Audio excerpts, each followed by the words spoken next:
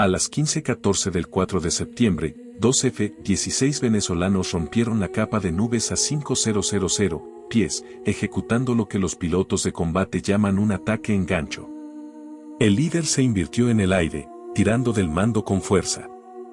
El indicador de velocidad, un dial analógico de 1983, superó las 550 nudos, mientras se lanzaba directo hacia la popa del USS Jason Dunham. Su punto, el piloto de ala, giró bruscamente hacia la izquierda, descendiendo hacia el mar para dividir la atención defensiva del destructor. Dos blancos, dos ángulos, un solo objetivo.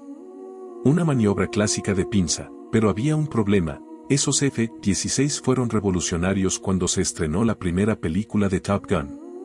Y esto no era 1986, el sistema CAWS del destructor cobró vida. Su cúpula blanca giró hacia el F-16 líder, mientras el segundo cañón se orientaba hacia el ala.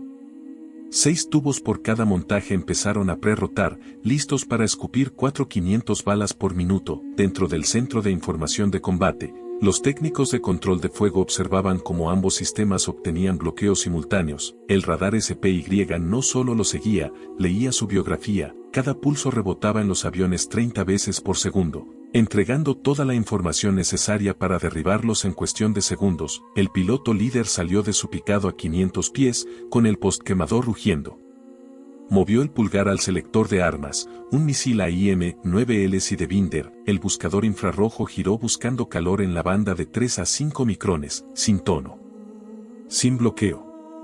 Nada, el misil buscaba el escape de un reactor a 1000 grados C, la firma de CO para la que fue programado. Las chimeneas del buque emitían a ducentésimos en 8 a 12 micrones. El Sidewinder ni siquiera podía ver al destructor como blanco, y aunque pudiera, su alcance de 11 millas era ridículo. Los F-16 modernos llevan AIM-9X de 22 millas, capaces de fijar objetivos fuera del campo visual, pero estos reliquias venezolanas debían apuntar su nariz directamente al blanco, como si siguieran volando en 1983. El piloto de ala niveló su F-16 a apenas 50 pies sobre el mar, el rocío salado cubriendo su cúpula. Su altímetro de radar, cuando funcionaba, no dejaba de emitir alarmas. El sistema se apagaba de forma intermitente por debajo de 500 pies, un fallo conocido desde 2018, pero Venezuela no tenía piezas para repararlo. No podían comprarlas, robarlas ni fabricarlas.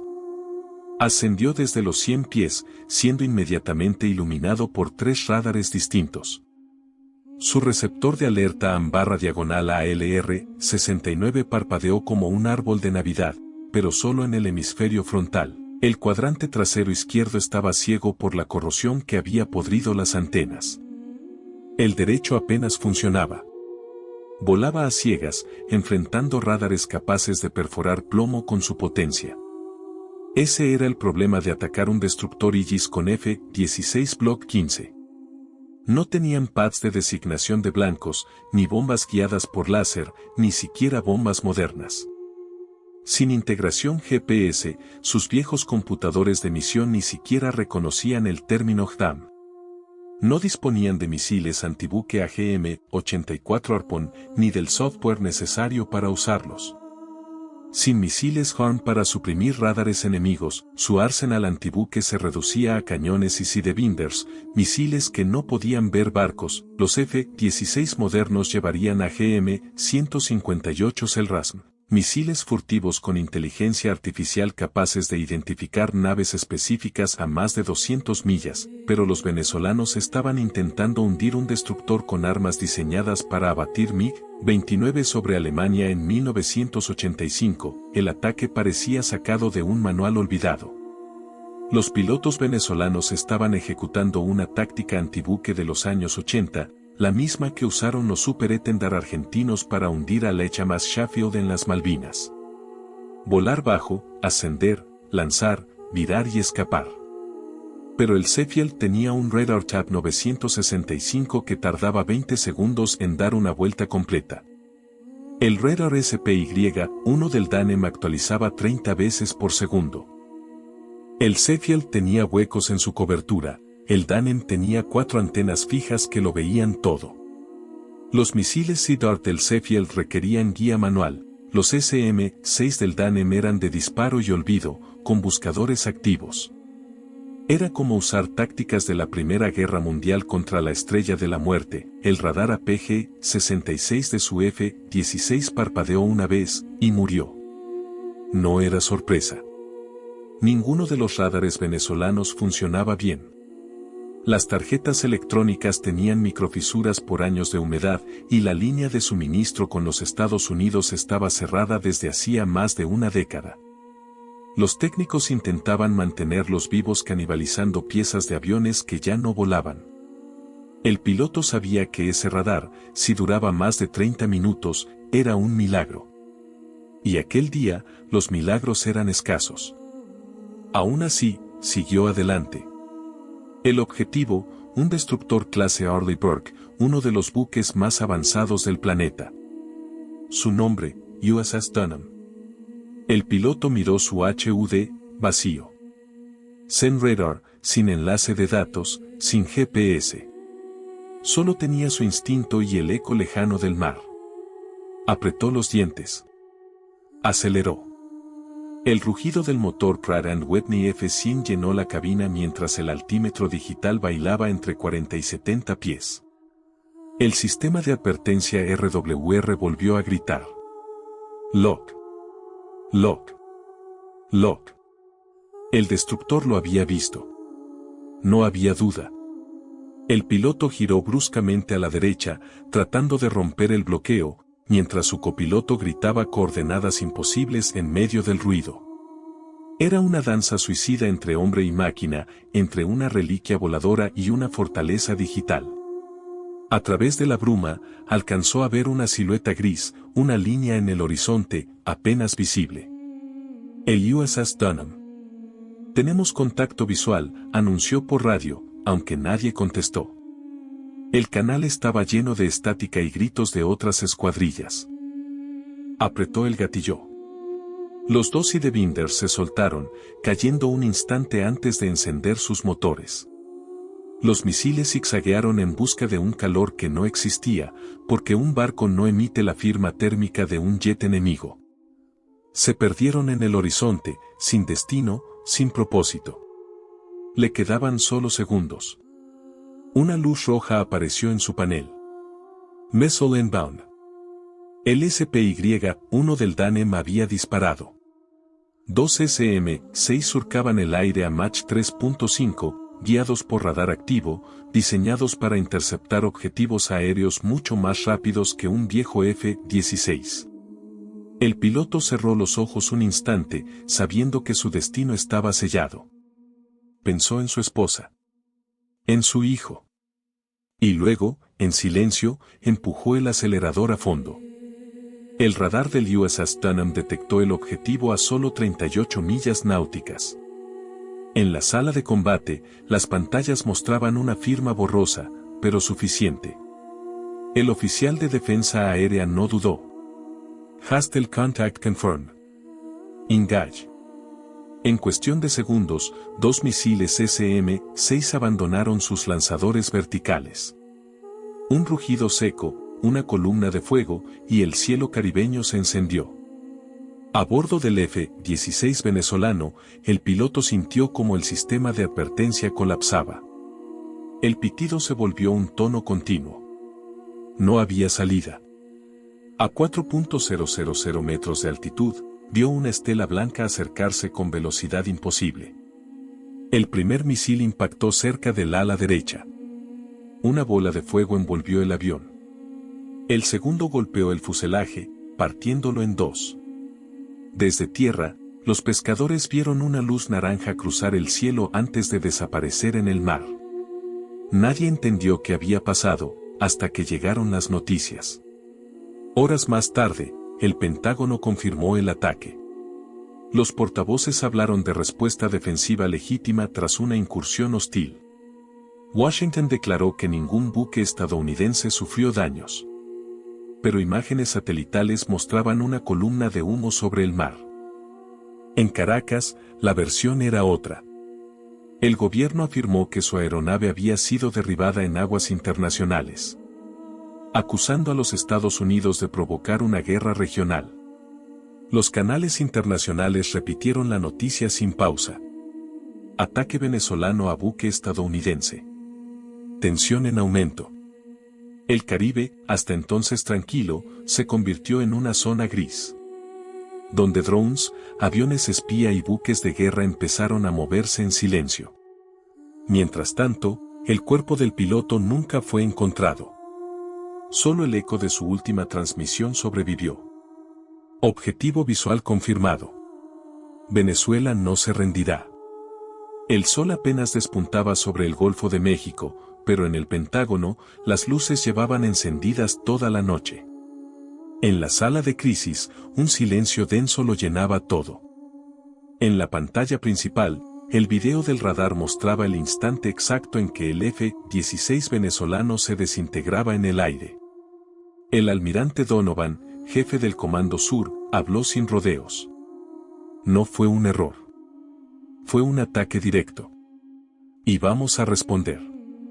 El plan ya tenía nombre clave, Operación Trident Echo. Una misión híbrida, diseñada no para invadir, sino para desarmar a Venezuela desde adentro. En las costas de Curazao y Puerto Rico, 3 destructores clase Arleigh Burke se preparaban para zarpar. En el aire, los RQ-180, drones invisibles al radar, empezaron a volar sobre el Caribe, recolectando señales y posiciones de radares venezolanos. La guerra aún no era oficial, pero había comenzado. Mientras tanto, en Caracas, el gobierno hablaba de victoria. Los medios locales repetían: hemos defendido nuestra soberanía. Pero en los pasillos del Ministerio de Defensa, el nerviosismo era palpable. Satélites espiaban desde arriba, y los radares costeros detectaban movimientos anómalos en el mar. Los comandos norteamericanos SEAL Team 7 recibieron una orden cifrada: extraer inteligencia en territorio enemigo, sin dejar rastro. En la medianoche del 18 de septiembre, un grupo de 8 hombres emergió silenciosamente del agua cerca de la base naval de Punto Fijo. Su misión, interceptar transmisiones militares y confirmar si Caracas preparaba un segundo ataque. No dispararon. No hablaron. Solo observaron. Y lo que encontraron cambió todo. Dentro de un hangar oxidado, las cámaras térmicas revelaron 4 drones iraníes Shad-238 recién descargados de un carguero civil. Su alcance, 200 kilómetros. Su objetivo, las refinerías de Aruba y Curazao, infraestructura crítica de aliados de la OTAN. Los SEAL transmitieron el código rojo. Confirmado. Material hostil iraní detectado. Nivel de amenaza, crítico. Minutos después, el Comando Sur activó la fase 2 de Trident Echo. El cielo sobre el Caribe volvió a brillar con el resplandor de los F-35. Las piezas del tablero estaban en movimiento. Venezuela había lanzado la primera chispa. Pero ahora, el gigante había despertado. La noche siguiente, el Caribe estaba en calma aparente, pero bajo la superficie se orquestaba una ofensiva de precisión quirúrgica. La fase 3 de Operación Trident Echo arrancó sin banderas ni anuncios, ataques electrónicos dirigidos, rupturas de logística y sabotajes selectivos para desangrar la capacidad de respuesta del régimen sin cruzar la línea de un conflicto abierto. Desde estaciones móviles instaladas en barcos y aviones de patrulla, equipos de guerra electrónica comenzaron a transmitir pulsos sincronizados hacia los nodos de comunicación críticos de la costa venezolana. El objetivo no era destruir antenas, era confundirlas, alterar horarios, falsear ubicaciones y forzar a operadores a recalibrar, perdiendo horas valiosas en decisiones que antes eran instantáneas. Al mismo tiempo, pequeños equipos de fuerzas especiales, no más de 10 hombres por patrulla, fueron infiltrados en puntos logísticos clave. No llegaron con armas ruidosas ni explosivos ostentosos. Su misión fue mucho más discreta: cortar cadenas de suministro, falsificar órdenes, desconectar generadores y sembrar fallos en la red eléctrica de hangares y depósitos. Los efectos fueron multiplicadores: un taller sin energía, una cinta transportadora parada, camiones que se quedaban sin combustible justo antes de cargar. La estrategia seguía una regla simple y letal: si no puedes destruir un sistema, haz que deje de servir. Un radar apagado durante horas, aunque vuelva luego, pierde su ventana táctica. Un convoy retrasado una noche entera deja vacíos en posiciones que no pueden ser cubiertas al momento. La guerra, en este nivel, se gana con tiempo prestado. Los ciberequipos trabajaron en paralelo. Exploits dirigidos a sistemas logísticos e inventarios provocaron que manifestaciones electrónicas mostraran parqueos vacíos y contadores erróneos. Un software de gestión reportó que un lote crítico de misiles había sido trasladado a un almacén diferente. En realidad, el movimiento nunca ocurrió, pero la orden de redistribución disparó recursos y generó confusión. Oficinas enteras quedaron atadas a procedimientos de verificación manual que consumieron días. En la costa, la flota aliada desplegó bloqueos discretos, patrulleras que acechaban a distancias legales, buques de apoyo que se encargaban de la retirada segura de los equipos insertados. Los destructores mantenían una pantalla de guerra electrónica constante, sirviendo tanto de anfitriones de operaciones como de paraguas para las comunicaciones secretas. Todo se hacía con pasos medidos para evitar escaladas visibles y, sobre todo, pruebas directas que pudieran ser documentadas por fuentes neutrales. La reacción en Caracas fue inmediata pero desordenada. Al principio, las autoridades hablaron de fallos técnicos y saboteadores internos, negando cualquier vínculo externo. Ordenaron auditorías, reemplazaron comandantes locales y gubernamentales, emitieron discursos de calma. Pero las grietas eran claras: depósitos mal ubicados, rutas logísticas alteradas, suministros que nunca llegaron a su destino. La cadena de mando empezó a tambalear. Peor aún para el régimen, la propaganda interna empezó a fallar. Sin coordinación, los discursos oficiales se contradijeron con imágenes filtradas de hangares vacíos y cargos que se quejaban en privado por radios no seguros. La desconfianza creció entre oficiales que antes se apoyaban sin cuestionar. ¿Quién había firmado la orden equivocada? ¿Por qué el convoy tardó 12 horas en movilizarse? ¿Quién autorizó la redistribución errónea? Preguntas que encendieron sospechas internas. Mientras tanto, en los centros de mando aliados se analizó el siguiente paso: si la desorganización alcanzaba un umbral que dejara a plataformas críticas vulnerables, entonces se desplegarían acciones cinéticas limitadas. Ataques quirúrgicos sobre activos específicos que apoyaran las labores encubiertas. Pero esa decisión tendría riesgos políticos y se dejó como último recurso. En 2 semanas, el efecto táctico se volvió estratégico. Las unidades de aire y costa se vieron obligadas a redistribuirse para cubrir huecos aparentes, dejando sectores antes protegidos ahora menos vigilados. Las rutas que antes eran seguras ahora debían diseñarse con convoys más pequeños y nocturnos, multiplicando el tiempo y el riesgo. Cada recurso desplazado en respuesta a la ofensiva encubierta debilitaba la capacidad de reacción global. En la clandestinidad, la inteligencia recopiló un dato clave: órdenes de reabastecimiento que nunca llegaron a su destino por errores de listado coincidían con la hora exacta en que los equipos especiales habían actuado sobre los sistemas. No era coincidencia, era sincronización milimétrica. La operación no buscaba una gran batalla, quería sembrar una telaraña de fallos que, sumados, paralizaran un sistema entero. Al término de la primera fase encubierta, el balance era claro: sin disparar una sola salva masiva, la ofensiva había logrado degradar la eficacia logística del adversario, sembrar dudas internas y ganar ventaja temporal. La guerra moderna, otra vez, había demostrado que la superioridad no siempre se demuestra con ruido de explosión, sino con calculadas interrupciones que convierten la rutina enemiga en caos. Con la red logística desorganizada y la superioridad aérea enemiga parcialmente neutralizada por la descoordinación interna, los aliados decidieron activar la siguiente fase: ataques cinéticos limitados y selectivos. No se trataba de abrir un frente total, sino de dar golpes precisos que consolidaran la ventaja ya ganada por las operaciones encubiertas.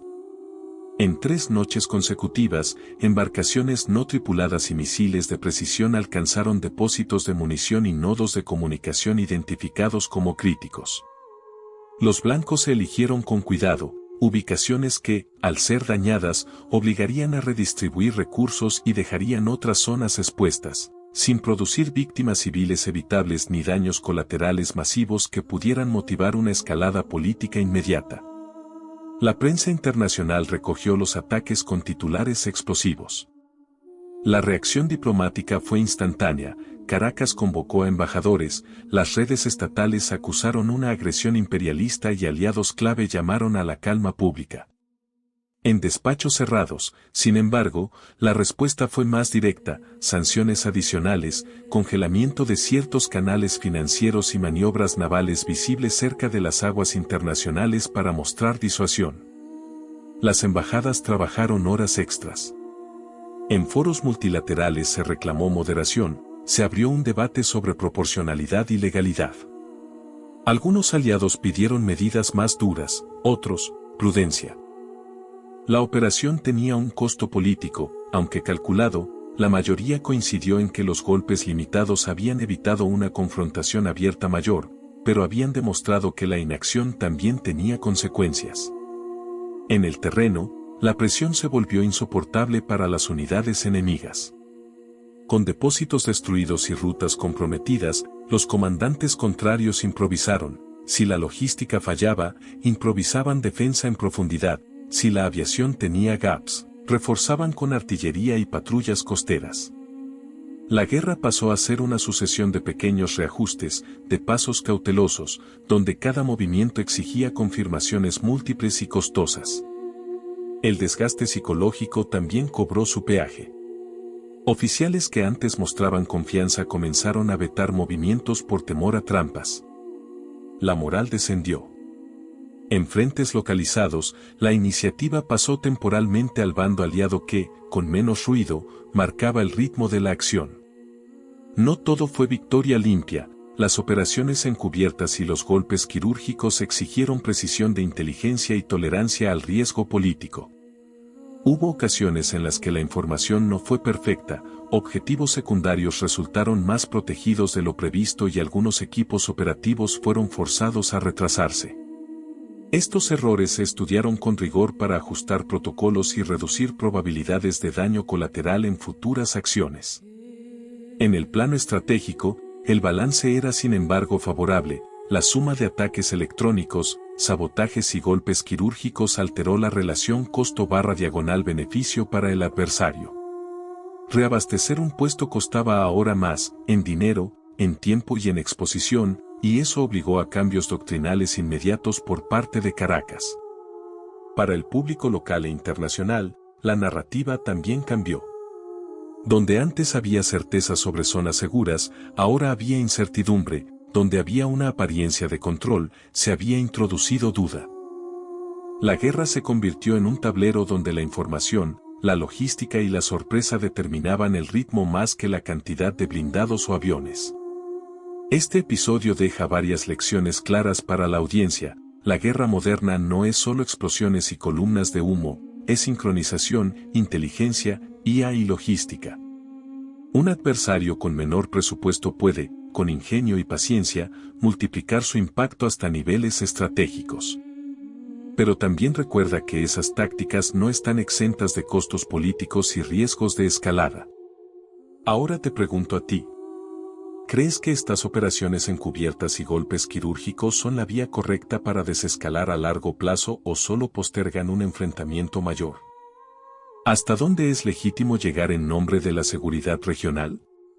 Deja tu opinión en los comentarios, leo cada uno, y si te ha interesado este análisis, suscríbete, dale like y activa la campana para más contenido donde desmenucemos las tácticas, la tecnología y la lógica tras las operaciones que marcan el pulso de la seguridad global.